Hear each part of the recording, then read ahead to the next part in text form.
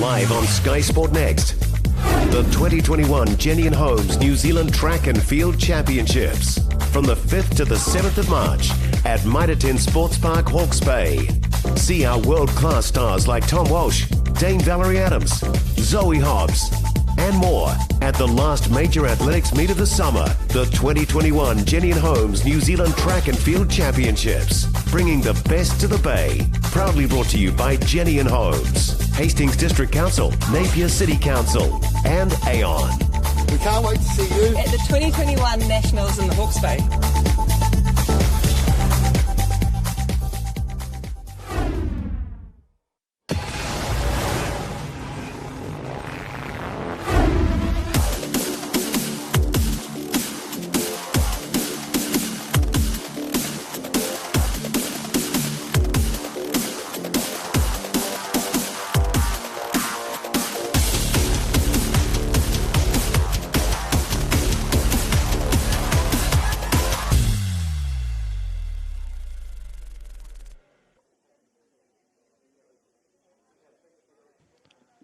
Tēnā koutou katoa, welcome to Kirikiri Rawa as the athletics summer continues. We find ourselves in Hamilton for another one of the classic events. It is the Porritt Classic. A very good afternoon to you. My name is Nigel Yolden. We're going to have a lot of expert analysis coming throughout the course of the afternoon. Very shortly we'll cross down to Hayden Sherman and find out what the weather and conditions are going to be like for our athletes today. Alongside me at the moment to provide some expert analysis, Terry Lomax. Terry, great to have you with us. We're 3 weeks out from the National Championships, of course, which is what everyone is building towards. What are these athletes? Where should they be in terms of their preparation for that targeted event per se? They should be on the verge of peaking.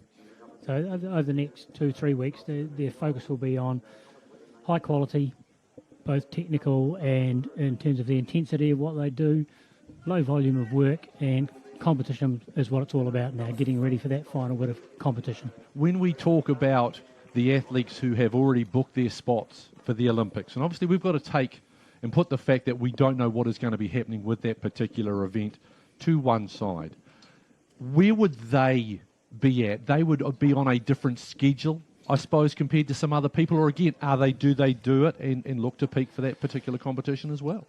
Well, the big advantage of the national champs, of course, is it's worth very good ranking points. So if they're an athlete who's just below the automatic qualification, then they're looking for ranking as their way of forcing their selection. But, of course, they'll be wanting high-quality competition as well. And they're so close to nationals now that when you get conditions like we've got today, they'll be looking to take advantage of them.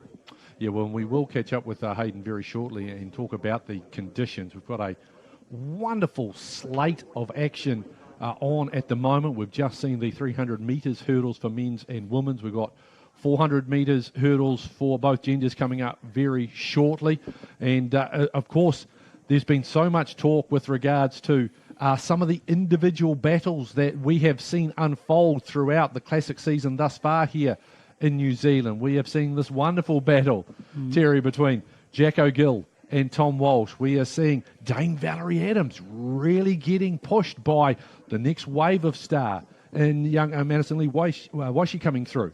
We've also obviously got, last year we were here, we saw Julia Radcliffe break the New Zealand record not once but twice, and since then Lauren Brewster said, I'll have a chunk of that as well.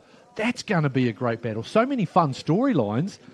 I know you are quite involved with a lot of athletes around, but can you step back as a fan and go, which is the one that intrigues you the most for us to look out for this afternoon on Sky Sport Next? Well, the big men, I think, is the one that everybody really wants to see happen. And that comment you made about the national champs being only 3 weeks away, what we're going to see is the programs of both those athletes start to line up.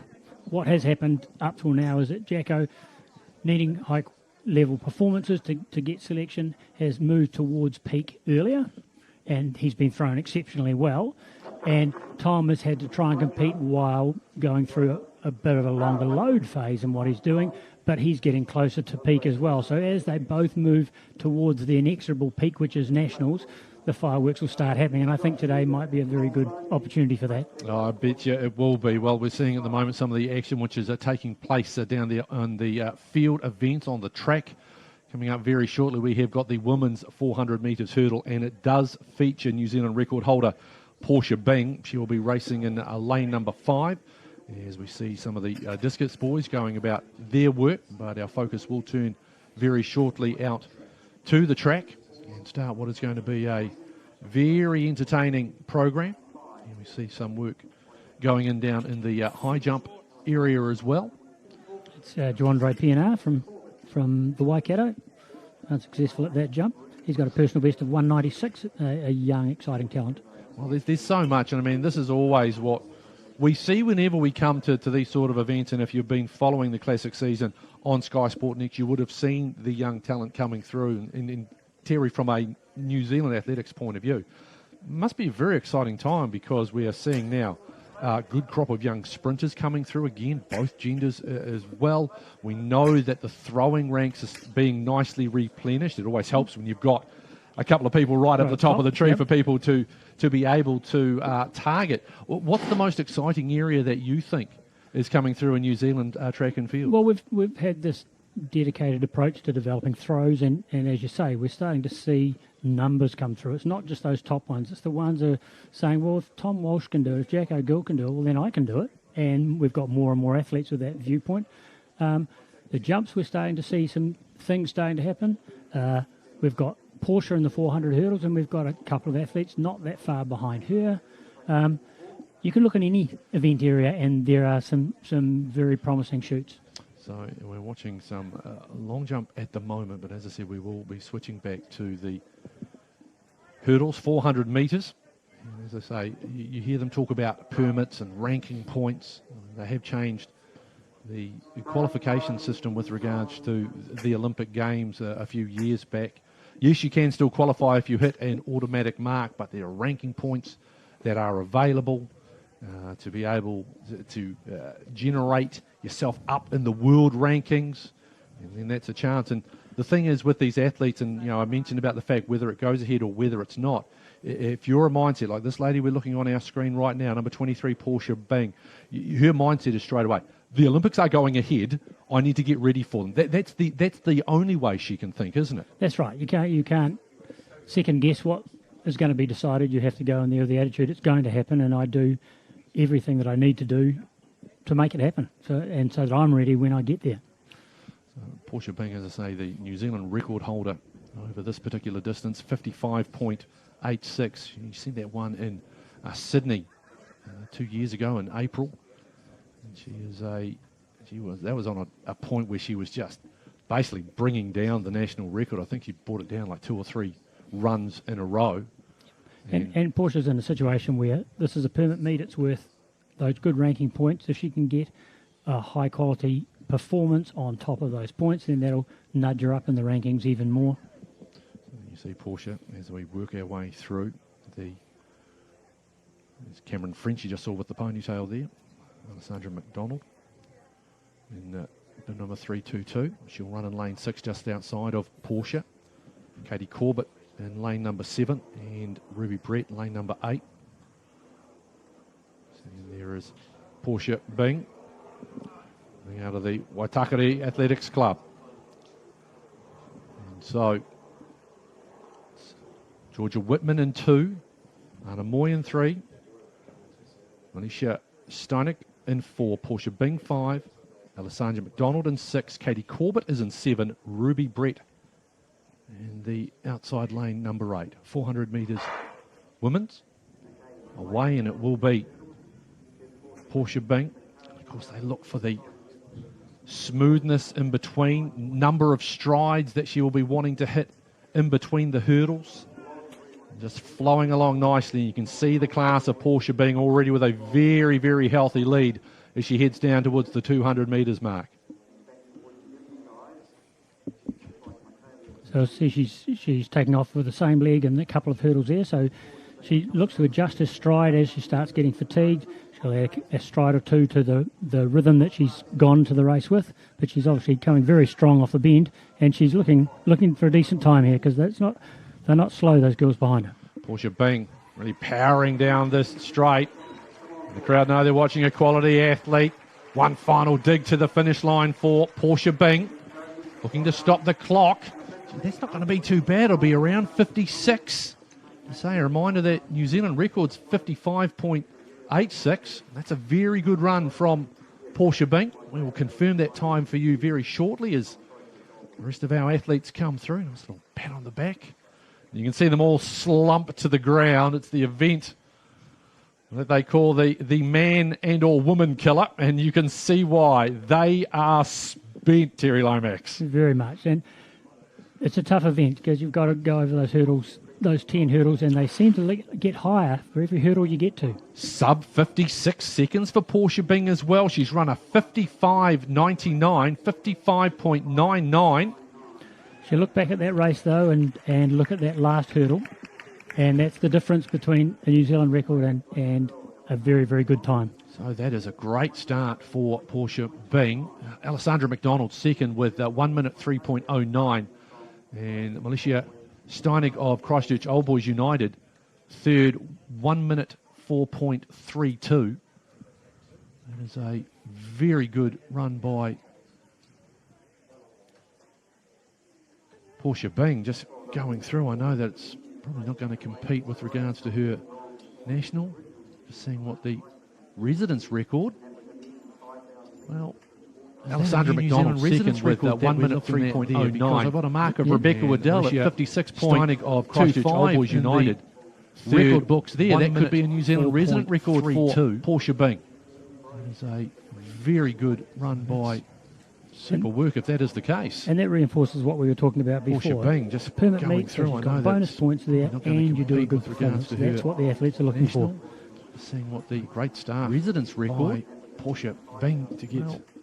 Alessandra McDonald second with 1 minute 3.09 for the men's 400 metres hurdle. Steinig of Christchurch will feature Cameron French there. That could be a New Zealand resident record for Portia Bing and Flynn Johnston. Very good French, the local. Back at the venue that he refers to as Old Misty, and he'll be running in lane number 5. Cameron, who ran a beautiful race, it was Canberra. When he broke the New Zealand record, I was lucky enough to watch that on the live stream, and it was just flawless in terms of number of strides in between, the way he was hitting the hurdles. So really exciting to see how Cameron is going. And like a lot of these, he was based up in Bath and back home. And rhythm's the key for this event, and it is for Cam as well. He's been running with good rhythm in his races, but he just hasn't been running fast enough for him. And I think what he needs to do, he'll have to be more aggressive early on and take the risk if he wants a fast time. It's not going to be done just by being smooth. So we will hopefully catch up soon with Hayden Shearman. As I say, he is down there mooching around, and Hayden will be bringing us lots of great interviews throughout. And in fact, I actually think we have got Hayden. So let's bring Hayden Shearman in. And Hayden, she looks pretty warm down there. What are these conditions that these athletes are going to be dealing with today? Yeah, so as you saw in that fantastic opener with Portia Bing, what a way to open up the afternoon. So temperatures are probably sort of mid-20s, 26 degrees, Met Service is calling it, and just a light northeast wind blowing, which is, judging by that time, just perfect conditions. And I know a lot of particularly the field athletes, will be a lot happier this week compared to the cold we had in Christchurch last week. Yeah, well, we've got javelin coming up. Thank you very much, Hayden Shearman. You're going to hear from Hayden right throughout the course of the afternoon. He will be doing a little bit of commentary, giving Terry a break every now and again. He'll be doing some interviews down there as well with some of these leading athletes. Of course, we will be building the real big events come a little bit later in the afternoon when we are talking about the women's shot put, the men's shot put, this fantastic hammer battle between Lauren Bruce and Julia Radcliffe. All of that coming up right now, though. You are watching a young man by the name of Flynn Johnston out of Whanganui. Good spot that. Goes well. Masters Games have been down there this weekend as well. So that's been going great guns.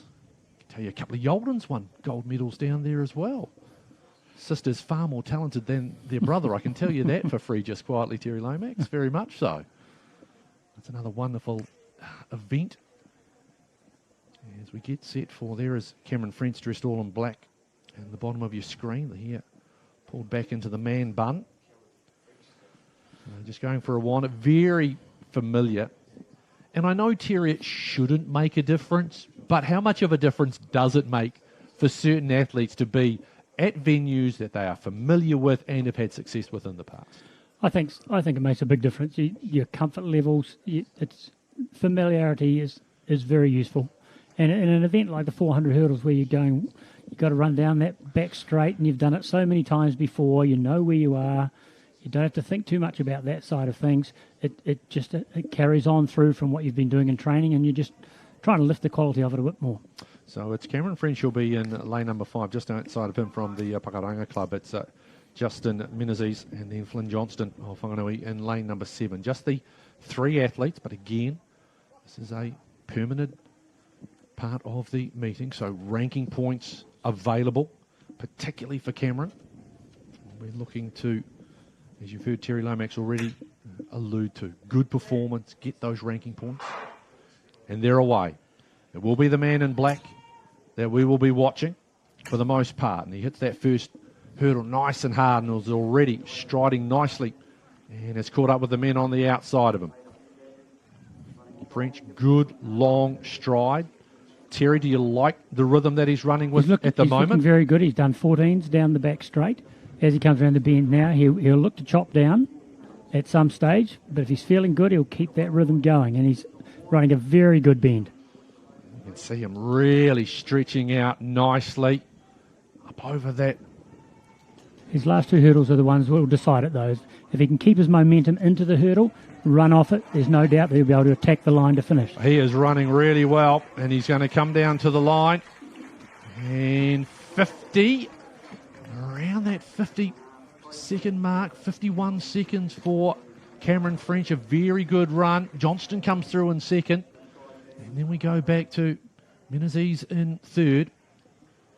So we'll have a look at the time as they come through. 50.82. That's not bad. I think it's his best for the season. That's what he's been looking for, another notch up in terms of level of performance. Well, I'll tell you what, there'll be a lot of athletes, particularly some of the sprinters as well, looking at some of these times thinking, gee, it's a good day to go running, Terry. Definitely. All sprinters love heat, and any who say they don't aren't real sprinters. Oh, just having a look through, that's a nice, look at the replay there. So he ran very strong around that top bend, kept attacking the hurdle, and there's no change in rhythm as he went off that hurdle through to the line. It's a very good run. As we come through, as we say, 49.94 was the residence record, so he's outside of that, but he'll be very pleased with that. I think he'll be encouraged by the fact that he's run a faster time again, faster than he did the last time he was out on the track. So as we look there at you see again him coming around that top bend. So you can see he's a full flight of hurdles ahead of the next athletes, who, by the way, just trying to see if I can catch up with their times as we'll work our way back through. It's a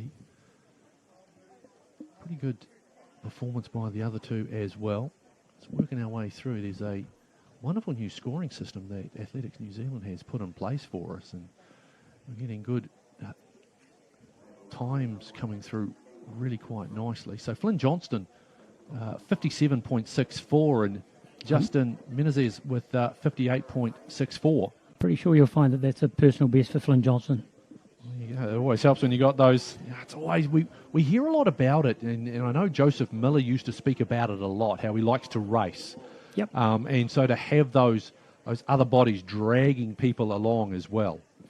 As I said, I thought he needed to attack from the start of the race, and he had a couple of good athletes in the lanes outside him, which gave him a target to attack for, and he carried that from the bend down that back straight, and in fact, it was a very, very good quality run by Cameron. Just watching the discus at the moment on that far side. Alex Parkinson. So we will be heading into some more of our para athletes coming up very shortly as well. We we're seeing is a lovely day for track and field. And as I said, right through until 7 o'clock this evening. Saying you've heard refer to the mention of the permits, the events that are permitted.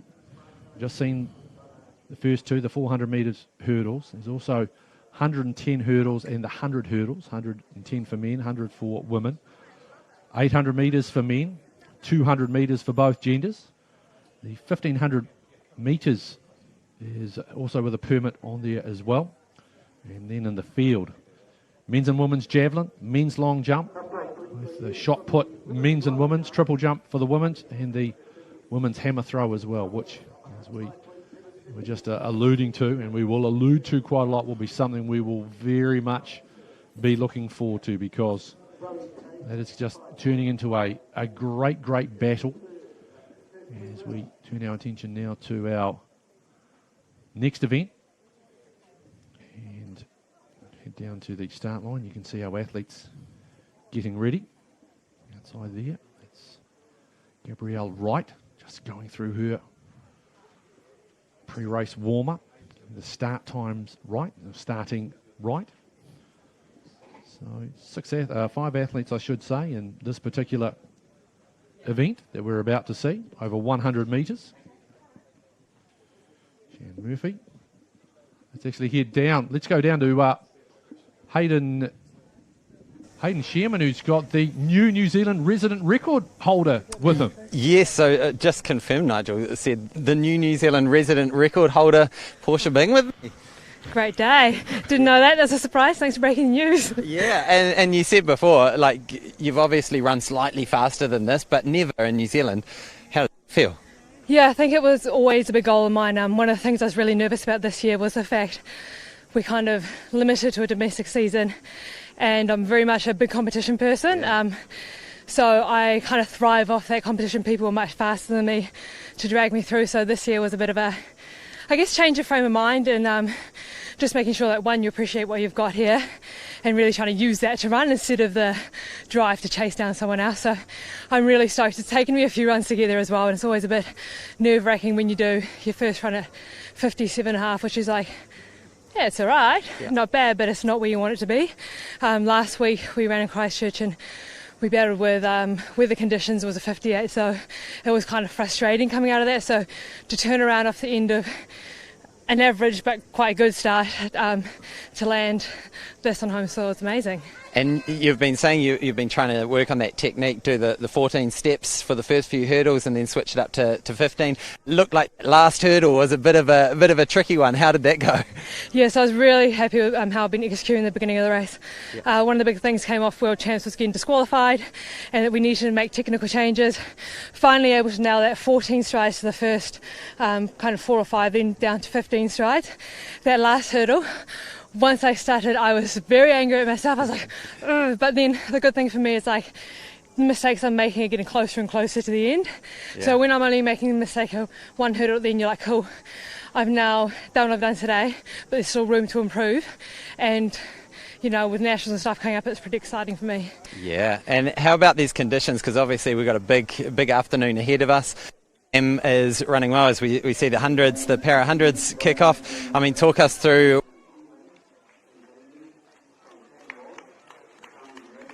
Down here, a lot of heat off the track, so the track is very, very warm, so we're looking for some really fast times. The wind is minimal. I mean, you're always going to get people complaining about wind. It's never going to be dead still in an open outdoor stadium, so and considering, you know, all those types of things, I think the conditions are almost perfect for New Zealand summer. Absolutely, as we see Anna Stephen coming through.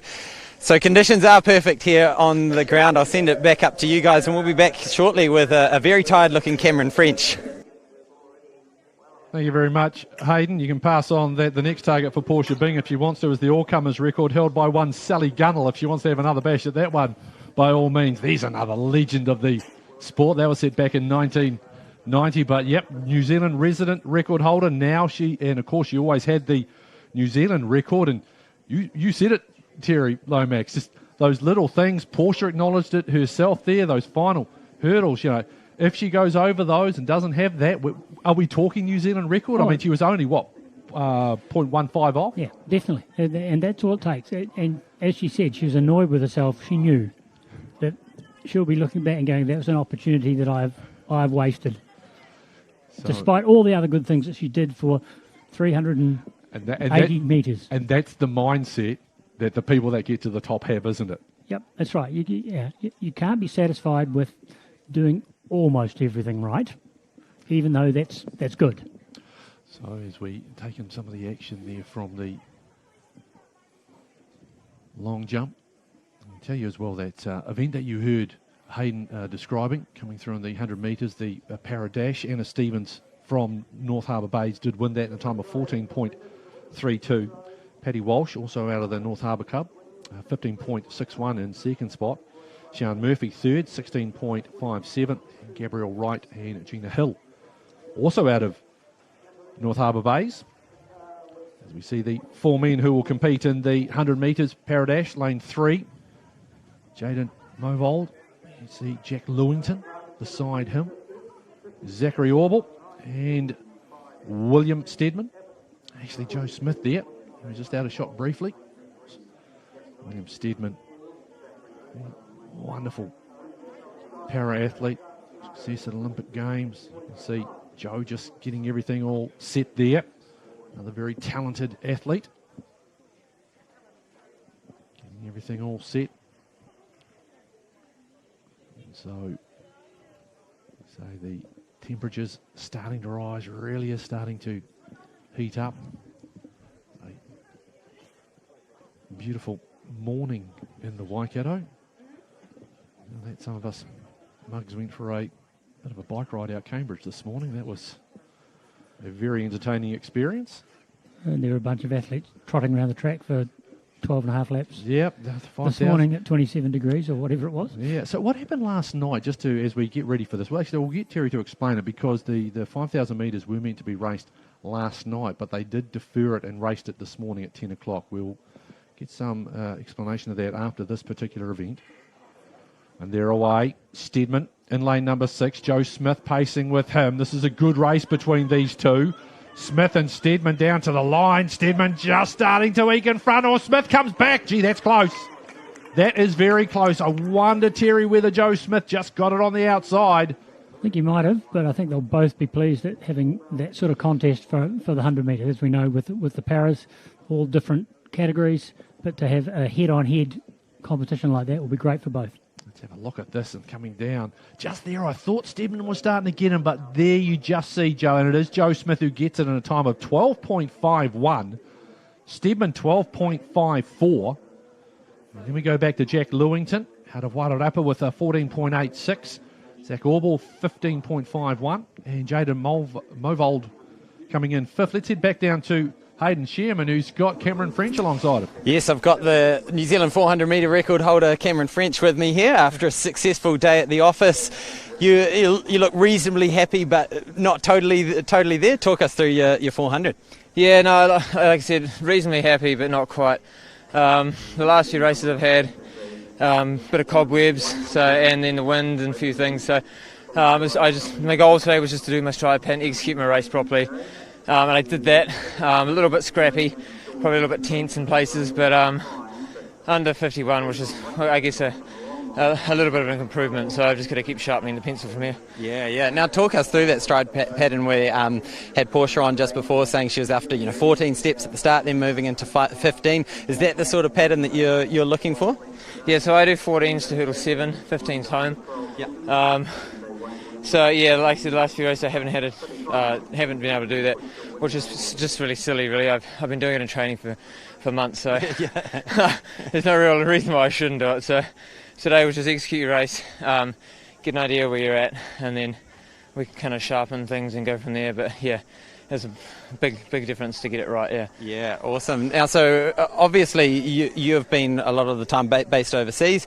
What's the sort of plan from here on? Are you going after sort of qualifying times, or what's the sort of distance that you need to pull back?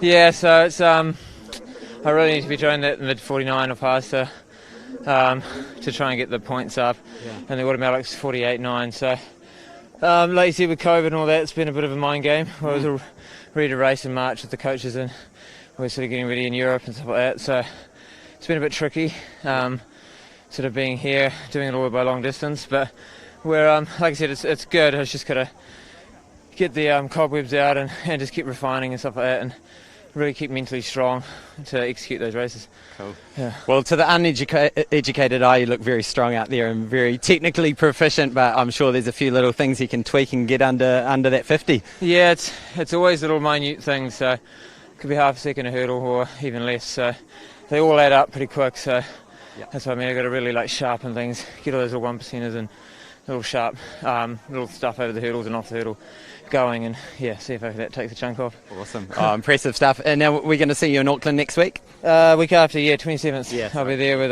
Graham Douglas and the Nationals. Awesome. So looking forward to it. Oh, well, thanks, Cam, and all the best for in a couple of weeks. Yeah, cheers, thanks. So Cameron French with Hayden Shearman. And again, another one looking for just those little micro details as we get ourselves ready for the first heats in the 100 metres for women. As we work our way through now, the team, everyone's just been pushed back. You can see there Bella Anderson alongside her Sophie Winterslow, as you'd expect here at Porritt Stadium in Hamilton. A very good collection of Hamilton City Hawks athletes. The great thing is it's nicely situated and a lot of athletes travelling around at the moment. As we said, we've been talking about the classics. Back over to the... That was Lily Szabo from Wellington jumping. She's got her personal best out to 5:87 this season. She started off at about 5:30 at the start of the season. So she's an up-and-comer. Well, Lily with a not a bad sort of a set that she's compiled as well, with a 5:77, a 5:67.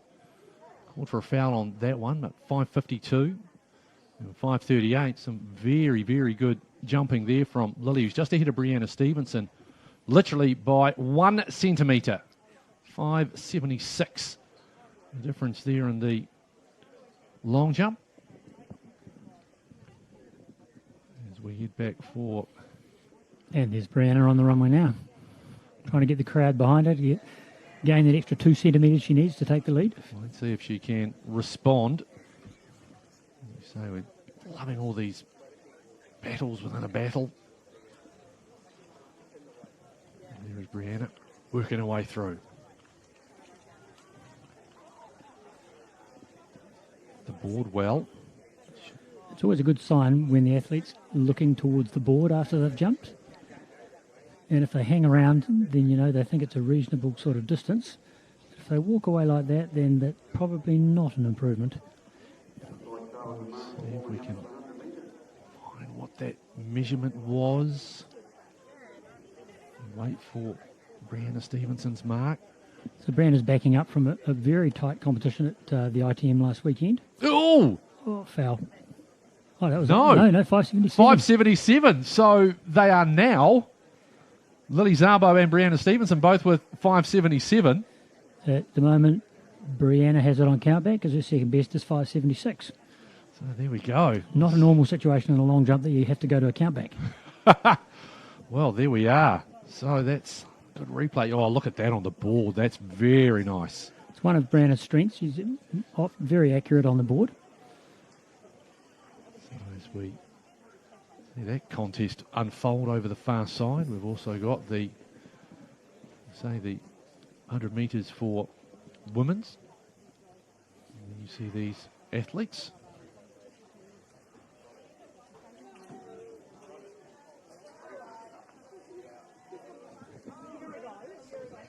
An issue at the moment. Just waiting for things to get reset. In fact, we can see Charles from Athletics New Zealand, who is just down getting things sorted out at the moment.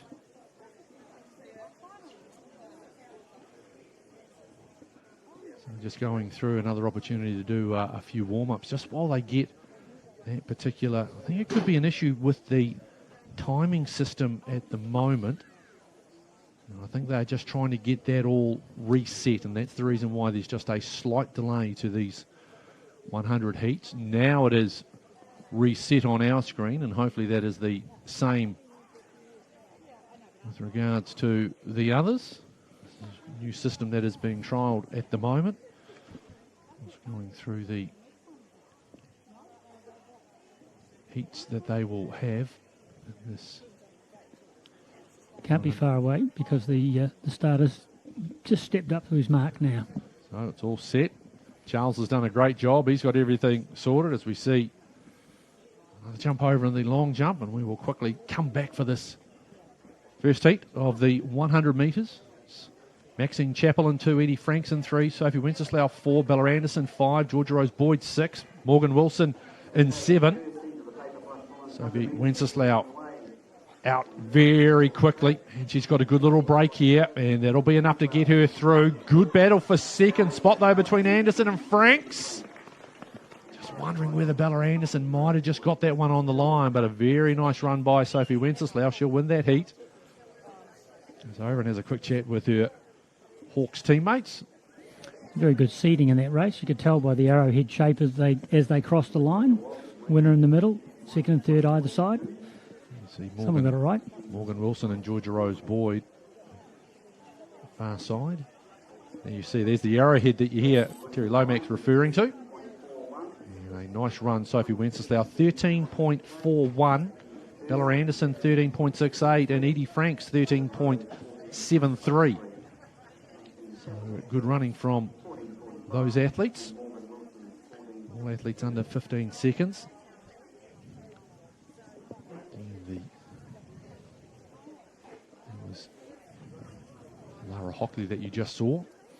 That was Lara Hockley who won the New Zealand Secondary Schools triple jump title in Tauranga at the end of last year. So as we head into what will be the final round of jumps in the women's long jump, Brianna Stevenson 5.77, Lily Szabo with 5.77, but as you heard Terry Lomax allude to, the 5.76 that Brianna jumped on her first jump gives her the advantage at the moment via countback.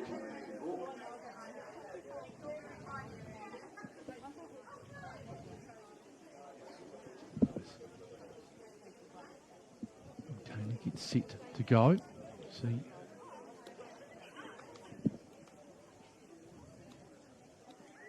Taylor out of Waitakere, only with a best of 5.58. As we make our way back to the next heat of the 100.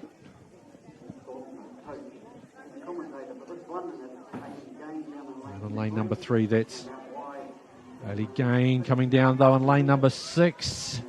Alina Zirkit, oh, that's another tight one on the line.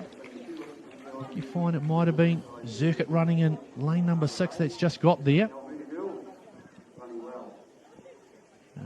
Look at that one on replay.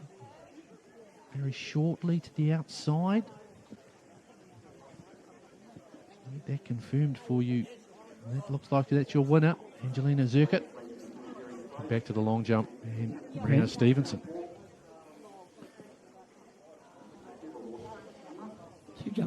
She jumped 5.87 last weekend, so she knows she's capable of jumping far enough to extend this lead.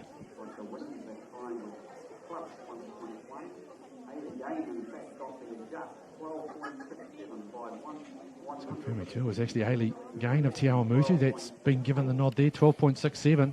That's why they have electronic timing. That is why they have it. They don't trust old men like me. Stevenson again on the board. White flag goes up, and so that's a fair jump.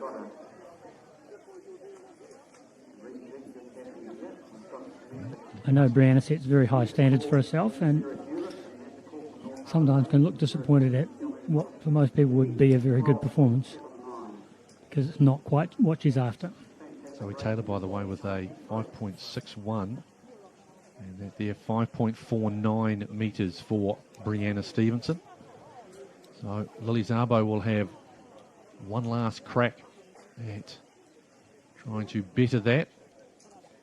So 5.77, but Stevenson on countback. So Nice series of jumps, though, by Brianna Stevenson. Started with a 5.76, then 5.51, 5.65 metres, 5.45, 5.77, which tied the second leap of Lily Szabo, and then finishes with a 5.49.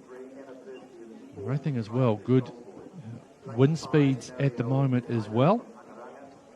So I wouldn't say it's negligible, but just a little helpful breeze at the back at the moment, which will be helping the sprinters as we pan back across Porritt Stadium. And we get ready for this next heat. Lane number 1 is Kiana Porritt. Oh, Lily Szabo listed in lane number 2. Yep, that's it. So she's just going back and forward across from the long jump pit. She'll run 100 metres. She'll gallop back across and try and win the long jump. Love it. That's athletics, ladies and gentlemen. That's why we love it. You see here. So in lane 4, we've got Anna Percy, who's a former National 400 hurdles champion, who 2 weeks ago was in a boot. Lady in lane number 4 that you are referring to, but at the moment it's Anyway, Knowles, who's got a nice little advantage now. Here comes Percy coming back at her hard, but Knowles is going to hold on by the looks, gets through. Percy in second. In a boot. What had she done to herself? He's a winner, Anyway, Knowles. A foot injury, but I was talking to her earlier this afternoon, and she'd been in contact with a physio who did some magic, and she turned up to run today and did pretty well by the looks of things. Well, Anyway, Knowles has won that with an 11.95. Percy with a 12.01. Whatever that physio's paying, he's going to be charging double next time he turns up. Maya Broughton with a 12.17, your top three. As we head back to the long jump, and I can tell you right now, also heading back to the long jump, just going around the top bend of Porritt Stadium, is Lily Szabo, who will gather herself and then have one last crack to try and jump 5.78 metres to give her a win in the long jump. She'll be happy to know that there's 9 in the long jump, so she'll get a wee bit of a breather before she has to go again. A bit of a challenge.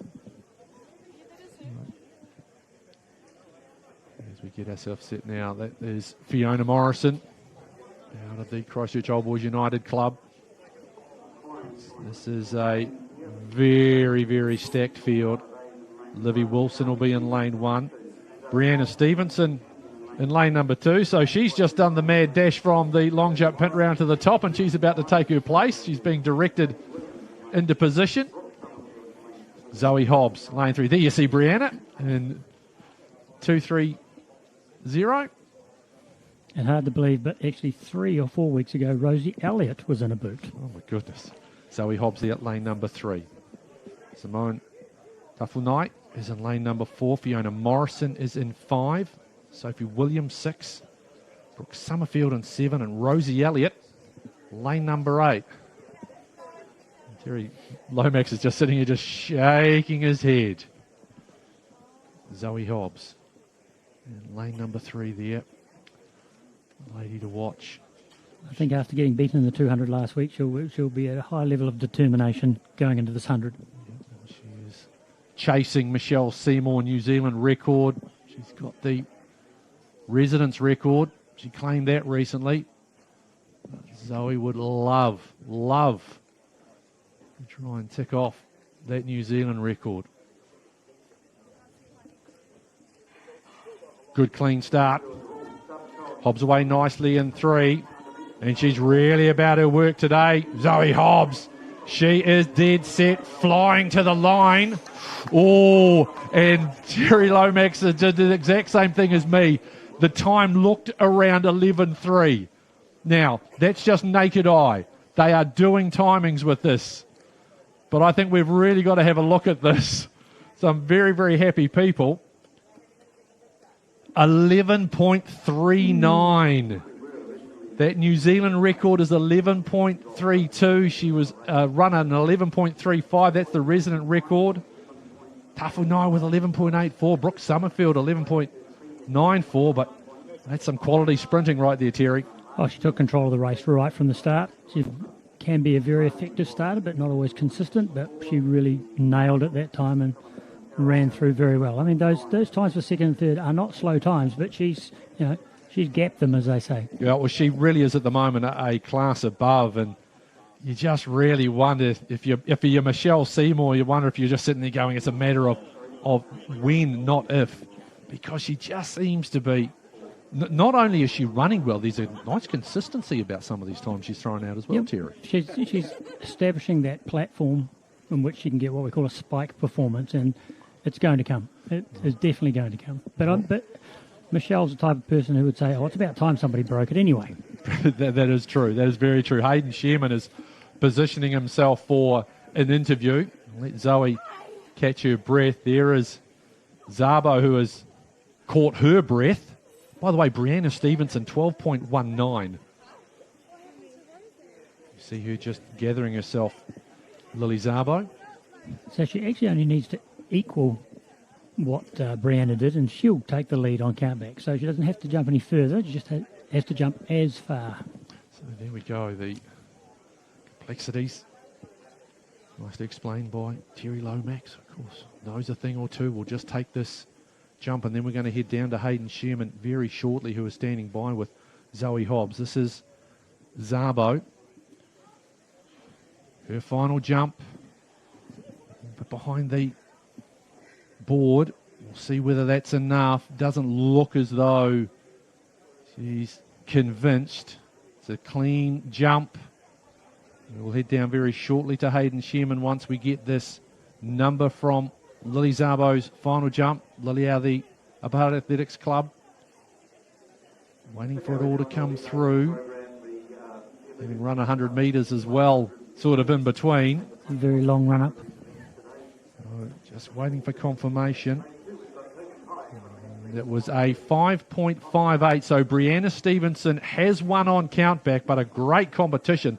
Let's head down now to Hayden Sherman, who is with Zoe Hobbs, who's just run 11.39 for the 100. Thanks, Nigel. So here I am with Zoe Hobbs. So the 100 metres looked good to everyone. We were all waiting in bated breath for that time to come through. 11.39, very, very solid, but you look like you're feeling like there's a bit more in the bag there. Yeah, a little bit gutting. I was hoping for another personal best, but it's another good day to get some practice under my belt ahead of Nationals and through the motions again. Yeah. Now, so great.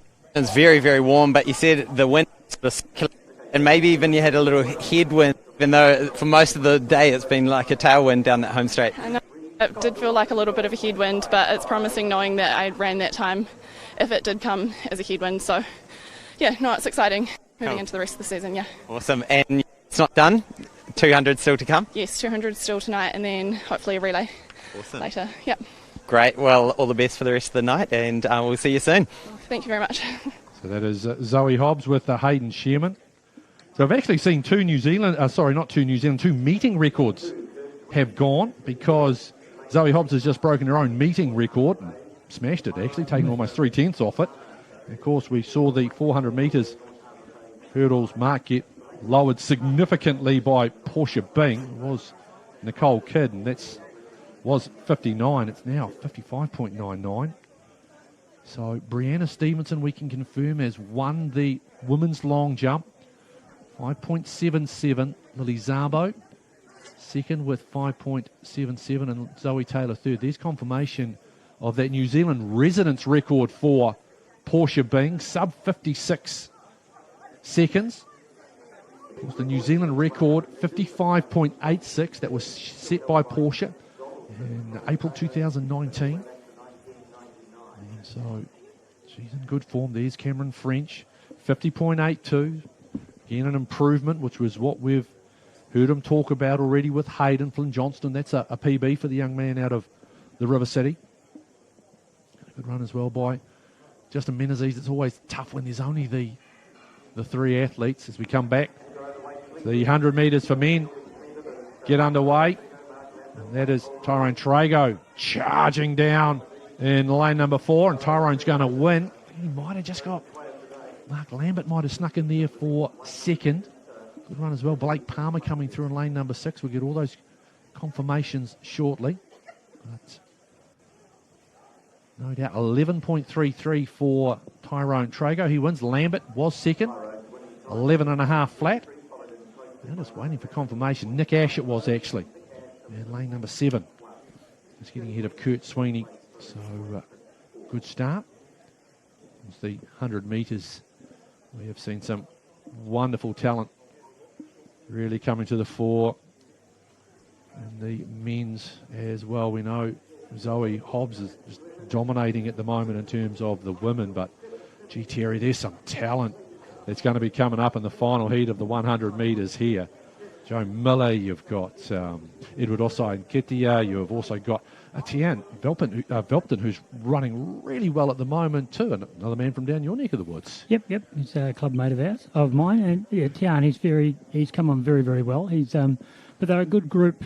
They like competing against each other, and we know that sprinters are neurotic. However, when it comes to getting out on the track and running, they like running fast, and they like having other people with them running fast, because they know that that's what they need to push them to higher levels. And Tian's an example of that. Again, the thing I always talk about it because it's my thing, and I don't want to bore people. Thank you very much for joining us on Sky Sport Next. Forgive me if you've heard this one before, but 4x100 metre relay team. We know that relays are a lottery, absolute rot. Are we getting to the point where there could be a 4x100 team possibly? On the edge. I was in charge of relays a few years ago, and we started targeting groups that we thought had a good chance, and we got a result with the women's team at the Universiade in Naples in 2019, and that was a targeted approach of a group that we'd identified had the ability to go forward, and now it's starting to show in that senior men's group. We've got Joseph, who's the elder statesman, but we've got the youngsters, Eddie, and we've got Tian and the likes of Hamish Gill and Tommy Tapuni. There are a number of youngsters there who could make that a viable team. Well, there's another great group of young sprinters on the line as we get set for this is the second heat. Good start. Ollie Kirshner in lane number 6 starting to come out, but it looks as though Jake Paul and Kirshner to the line. It's another close one. I'm not going to say who I thought it was because I've been wrong already way too many times, but there you see the camaraderie that you hear Jerry Lomax talk about. It is Ollie Kirshner out of Mana, 11.07. Jake Paul, 11.08. And then Michael Goldie out of Athletics Tauranga in lane number 8 coming through, 11.22. Again, some good running. Again, looking for that arrowhead that we've heard Terry talk about there. But gee, Paul and Kirshner, really nice running there. Good dip by Ollie on the line. The athletes there, just the one just outside the 12-second mark, but everyone else sub 12. There you see Edward Osai and Ketia,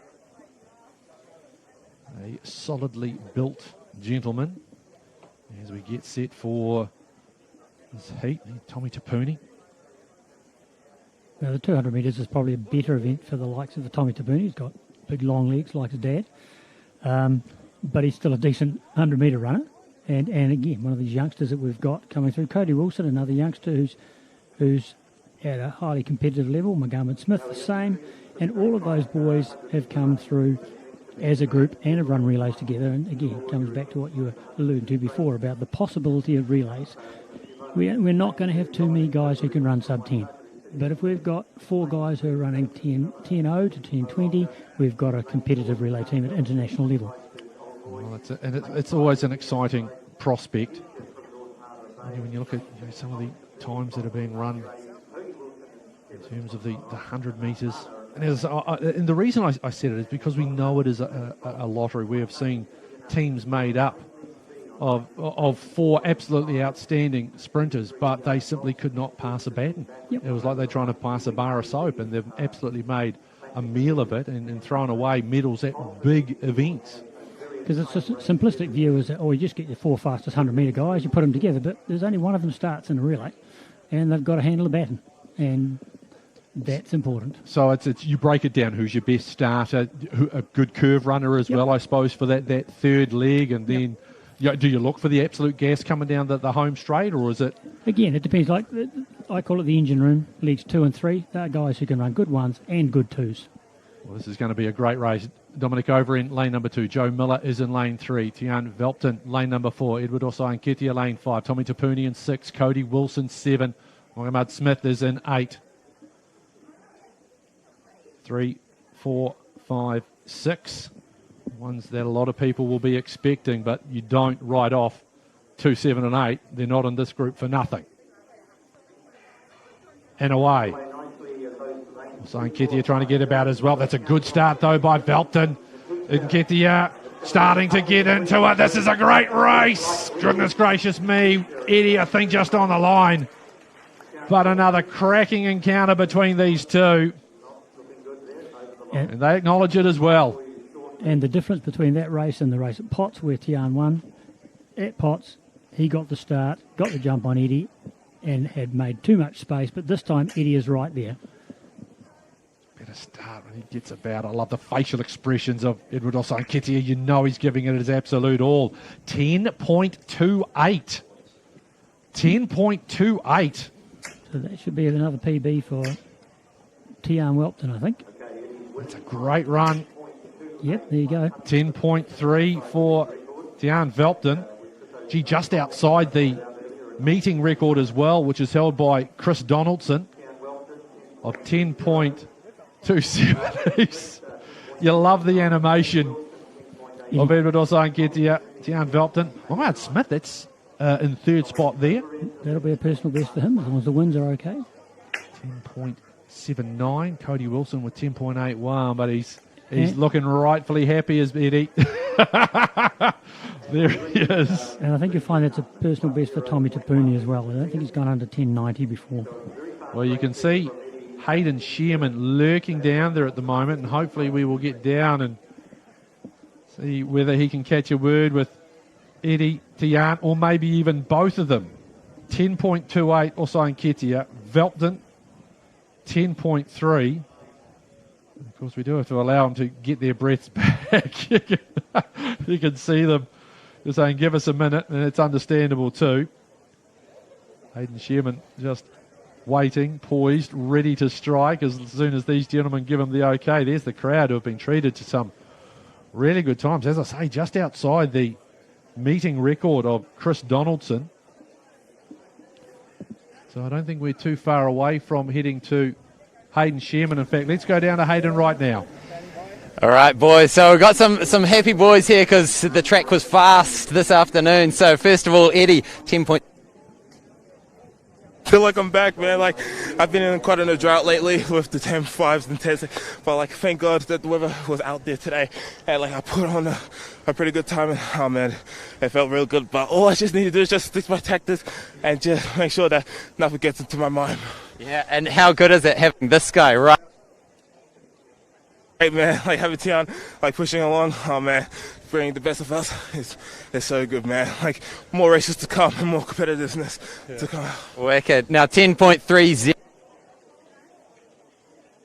Pretty happy with that. That's a PB for me, and I'm happy we put on a good show. It was nice and close, but yeah, thankful for the conditions and thankful to be here to run. Awesome. 200s later for both of you? Yeah, we'll be doing the 200s. Cool. And yeah, that's the plan. Yeah, awesome. Well, because we'll expect more fire on the track, but well done, guys. Go and celebrate well. Back to you guys upstairs. Thank you very much, Hayden. And those guys are, well, Jazz look like they could probably go down there and run another 100 and do it in around about 10.5. Terry, pretty pumped up, the pair of them. Yep.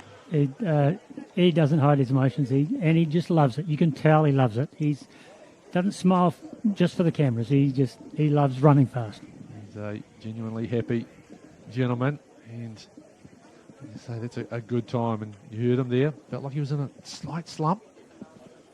So here we go. This is always one of the great fun events. So this is the 60-metre dash. This is mixed, 60 through to 79.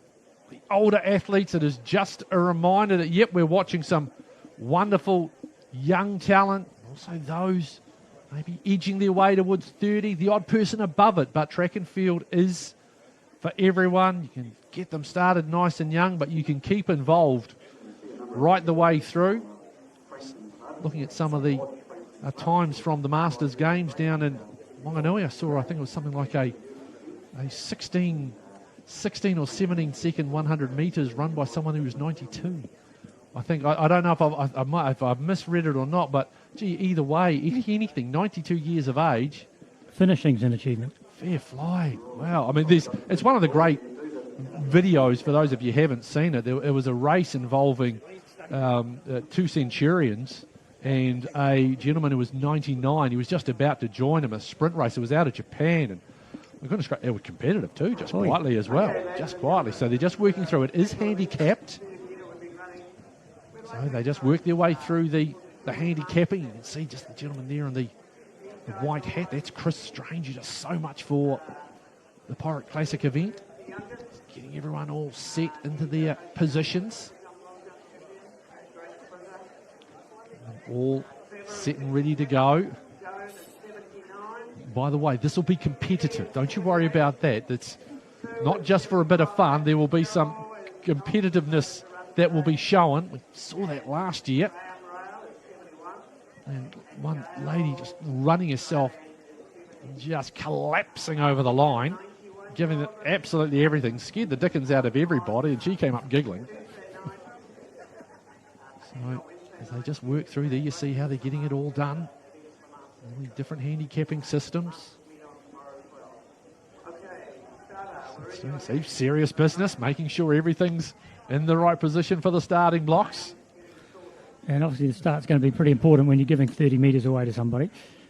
This will be, as I say, it really is a neat event and just a reminder.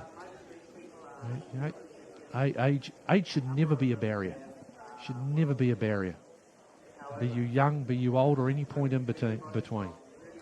If you want to do it, go do it. And that's what these people are doing. Game face on. Can see that? Oh, yeah. This is a serious business here. This is a race. Everyone getting set.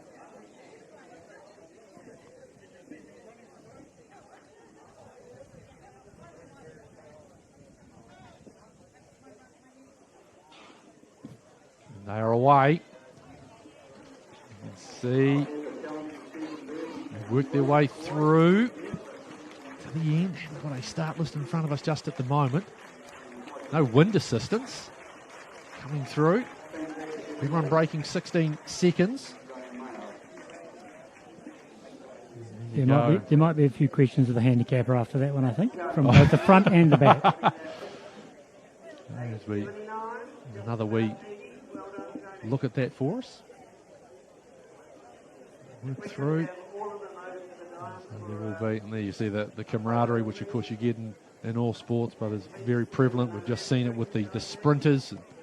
And, you see it with our older athletes as well. There's Alan McDonald. He's working in there. Alan wants a photo. He wants a snap of this one. As we work our way through, we've got 400 metres for men and women coming up on the track. And not too far away from some 1,500 metres as well for the schools, which is always a lovely feature of the Porritt Classic. So glad that you're with us here on Sky Sport Next. My name's Nigel Yolden, Terry Lomax providing some expert analysis. Hayden Shearman's having a whale of a time running around and just down there in the mixer with everybody.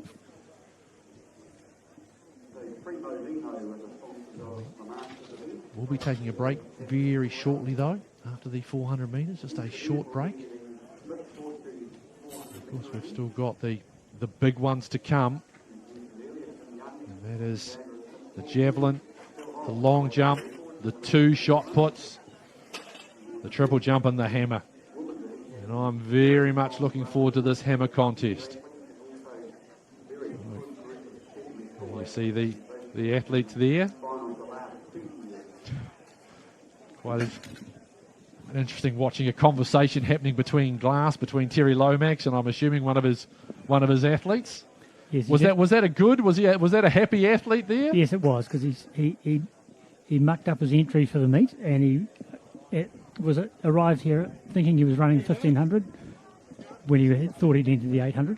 But he's been fortunate. There's been a scratching, so he's able to run an 800 metres. Outstanding. Oh, that's good. That is good. That makes for a very, very happy athlete, and it looks like a slightly relieved coach as well, it must be said as well. Oh, these are the lessons that athletes have to learn. 400 metres, not too far away. Field includes Jessie Speedy, Tori Clark, Shannon Geary, Annalise Kelmer, and Danielle Gelderman. So that'll be followed by the 400 metres. It's a very good sign that Annalise Kelmer's in the B race with a best of 58.03. Got to run sub 58 to make it into the A race, which is a good sign of quality. So that's what we're very much looking forward to. These athletes. Of course, the second heat, well and truly stacked with some wonderful talent.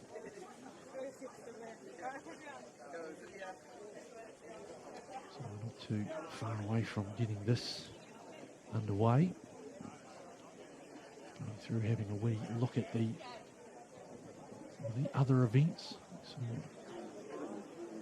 Savannah Skeen of North Harbour won the women's discus throw of 53. It was a 53.10. Men's open discus, Alexander Parkinson, 56.09. A wonderful long jump that we saw, Brianna Stevenson and Lily Zabo.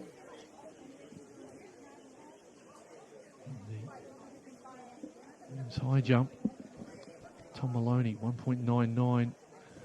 Ahead of Josh Inger and Jandre Pina. At the moment, it is 400 metres for women. You see Annalise Kelmer. She'll be running out of lane number 6. Representing Te Aroha.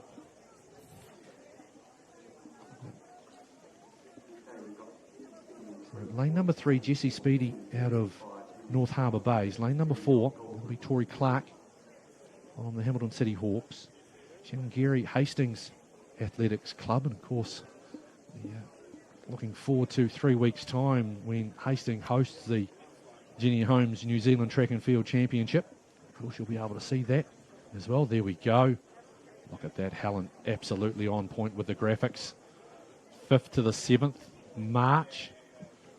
And that will be a wonderful 3-day spectacle, and we've seen these athletes really starting to build towards those events. And there's some times today which will have people absolutely fizzing with excitement. Still 3 weeks to go. We've still got Sir Graham Douglas to get through. So here we are. Speedy 3, Clark 4, Geary 5, Kalma 6. Gelderman is in lane number 7. 400 metres. The first of 2 heats. As we look into down that back straight, we can see that Kamarata Te Aroha going very nicely. Likewise, Shannon Geary, inside from that Hastings Athletics Club. Still holding the stagger to a degree, with the exception of Gelderman from Tidy on the outside. Even-ish as they come into this home straight. Still Kalma from Geary. As they make their way in, last 100 metres to go. They're coming in. And it is still Annalise Gelmer of Te Aroha with the advantage, still maintaining. It's a long lap, the 400 metres. Gelderman coming down nicely, but it's going to be Kalma who takes the victory from Geary, with Danielle Gelderman in 3rd spot. And Jessie Speedy and Tori Clark. You're right now, if you ever want to challenge yourself, come down to a track, jump yourself on the start line and do 1 lap and try and run as quickly as you can and maintain that pace. It's just an absolute brutal event. Very nasty. And then, of course, that's the reason why they call the hurdles the man and woman killer, because the silly thing, they'll throw some sticks in there that you've got to try and jump over as well. But at least it gives you something to keep your mind on while you're running around. That there is the thoughts of an athletics coach right there, always trying to accentuate the positives. Good time. So 58.25 for Annalise Kelmer of Te Aroha. 58.69 for Shannon Geary. And 59.38 for Danielle Gelderman of Tidy. So as we look through, looking at some of those times. So that's a PB for Danielle. It's good work. For some of the other times to come through. As we get set now for the next heat. You see them coming down to the line. This will be a very competitive race, and we're missing one athlete who would be a contender in this race, and that's Tony Hodgkinson's daughter, who's been running very, very well this year and has run 54 low, I think. So it's going to be one of those events at the Nationals which will be very hard to pick. Well, you can't fault the genetics right there. As I pull up New Zealand records, 800 metres, T. Hodgkinson, 1,500 metres, T. Hodgkinson. Sorry, actually, I think is that the national, is that the residential? Let's go and confirm that. I might have been looking at the wrong sheet. I knew I was, because I knew Hodgkinson had gone sub 2 minutes for the 800 metres at Atlanta. That's another great record. There's just something about 800 metres records in New Zealand that are just very, very hard to track down. Of course, there was one that was set back in February 1960-something by a bloke who knew how to run a thing or two of 800 and 1,500 on a bit metres. of grass. On a bit of grass. Lancaster Park, God bless. Wonderful Peter Snell on that day. And Tony Hodgkinson. That's what these ladies are chasing. So we get ourselves set. And we are underway. Stella Peerless is in 1, Maya Broughton 2, Tanya Brunga in 3, Holly Rule 4, Jordan Blake 5, Brooke Cull 6, Isabel Allen is in 7, and Isabel Neal is on the outside in lane number 8. At the moment it looks as though that's Jordan Blake running a very good first 200. Also as well though, keep an eye on Taylor Brunga, lane number 3. She's also starting to show out as well, as we see the stagger start to close up a little bit. Fast. On the outside, that's Isabel Neal. And it will be those 3 young ladies, Neal, Blake and Brunga, that's going to lead them in a reasonably evenish line. I think you'll find Maya Broughton starting to charge up. Yes, she is indeed. Good spotting from Terry Lomax, but at the moment it's Isabel Neal down the outside, and she's going to hold on. A good finish coming in from Maya Broughton, and I think she'll just pip Jordan Blake for 3rd spot, but Isabel Neal down the outside. So, 400 metres as we wait for the times to come up. The hard thing about the 400 metres, of course, is that it is 400 metres and you can't be at full sprint for the whole time. And if you put too much into your first 200, you'll pay a cost in the second 200. So 54.61 for Isabel Neal. Maya Broughton with a 54.97, and Jordan Blake goes 55.04. So they're pushing towards their personal bests very much. So there's the 400 metres for women, and that was another cracking race. There's the winner on screen, Isabel Neal out of North Harbour Bays. Just works her way through very nicely. It's a pretty big PB for her there. It's almost a second under her personal best. So It's an outstanding run, especially from the outside lane. Yeah. So she obviously ran her own race. Yeah, because the fun thing that you never really see anyone on the inside of you until you really maybe hit that home straight. It's one of the things, of course, when people think about Wade van Niekerk breaking the 400 metres record, one thing, besides the fact that it was an extraordinary time previously set by an extraordinary athlete, the fact that he did it from lane number 8, and you just do not get any kind of idea who or what is on your inside shoulder. That's right, and it's a big tick for an athlete who can run and stick to their own race with the anxiety of not knowing what's happening inside them. Well, it's an interesting thing because we hear from coaches like yourself, and we hear this in all myriad of sport, but also in track and field, about the importance of running your own race. So there is obviously that little psychological element if you do have the likes of as we look down at young John McLean, who's in lane number 2, he can see everybody. Yep. Whereas we look out to lane number 7, which is Nick Fee and Palmerston North, he doesn't get that particular advantage. If you call it an advantage or not, as we're underway. It is John McLean in lane number 2, William Steadman in 3, Nick Ash 4, Taylor Mitchell is in 5, Nick Fee is in lane number 7. As you see them heading down the back straight.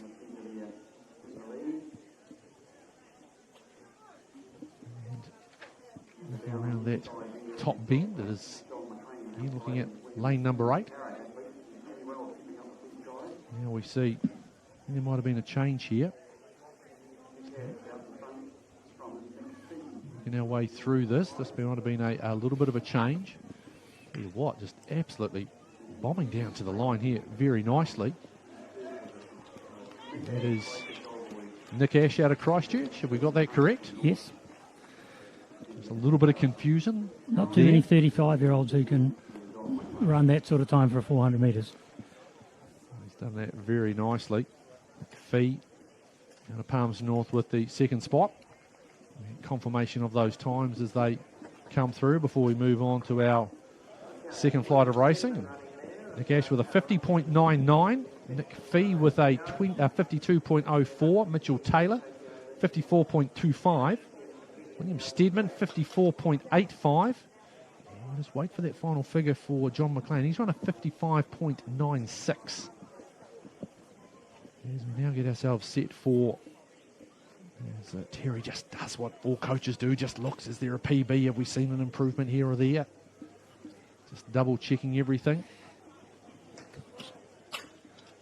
I think it's a personal best for Nick Fee, based on his time he's got in his entry of 53.35. You have to say that's a bit of an improvement. That's a very good improvement. Nick taking, what's that, about second and a bit off. So it just illustrates the quality of the conditions out there for sprinters.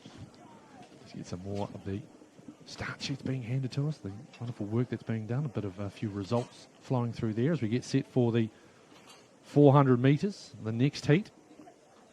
And we have got Conor McGivern in lane number 1, Matthew Eadie in lane number 2, Bailey Stewart is in 3. That was Bailey Cotton that you saw on your screen there, lane number 4 out of Athletics Tauranga. Sadavi Sauce, Wellington Harriers Club. There's Hamish Gill, he'll be running out of lane 7. Matthew Alty in lane number 6, and on lane number 8 it's Rowan Blakey.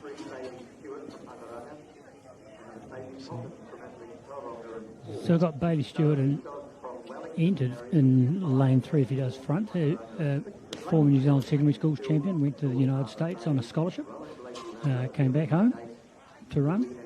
Does appear to be empty at the moment. That the other interesting thing here is the fellow in lane 7, one Hamish Gill, better known for his 100 and 200 metre performances. So it'll be interesting to see how that affects his performance over a 400. Be very interesting. Why would a person who's known more as a 2 want to step up and run a 400? Beggars belief, really, doesn't it? Okay. I thought I was waiting for some very deep and meaningful response, but we are underway.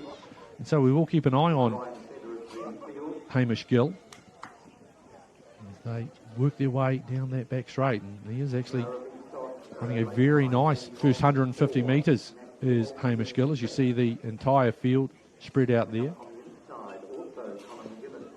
Way down and around.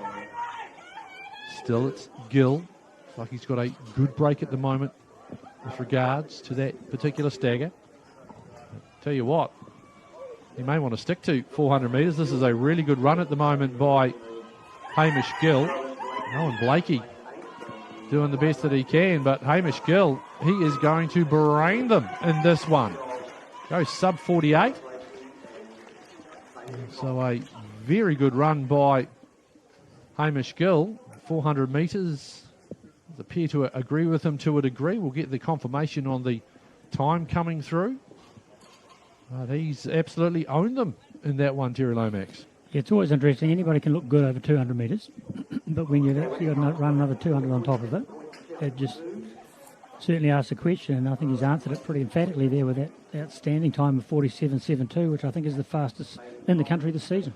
And Ron Blakey second, but he was just over a second behind him, 48.86, and then Bailey Cotton, 50.57, Matthew Alty, 50.82, and Matthew Eadie, 51.26, your top five. But that shirtless man on your screen is Hamish Gill, and he is a very emphatic victor in that 400 metres men. We will take a short break here on Sky Sport Next, but when we come back, stick with us. We have got some outstanding athletes still to come, in particular the likes of Walsh, Gill and Adams, along with Bruce and Radcliffe. All of that still to come on Sky Sport Next coverage of the Porritt Classic.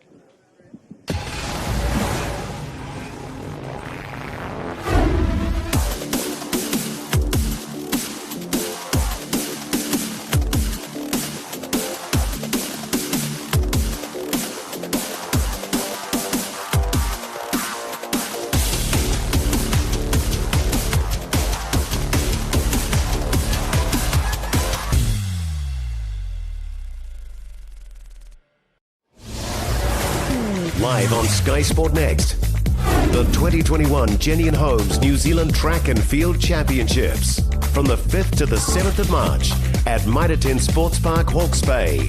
See our world-class stars like Tom Walsh, Dame Valerie Adams, Zoe Hobbs, and more at the last major athletics meet of the summer, the 2021 Jenny and Holmes New Zealand Track and Field Championships, bringing the best to the Bay. Proudly brought to you by Jenny and Holmes, Hastings District Council, Napier City Council, and Aon. We can't wait to see you at the 2021 Nationals in the Hawke's Bay.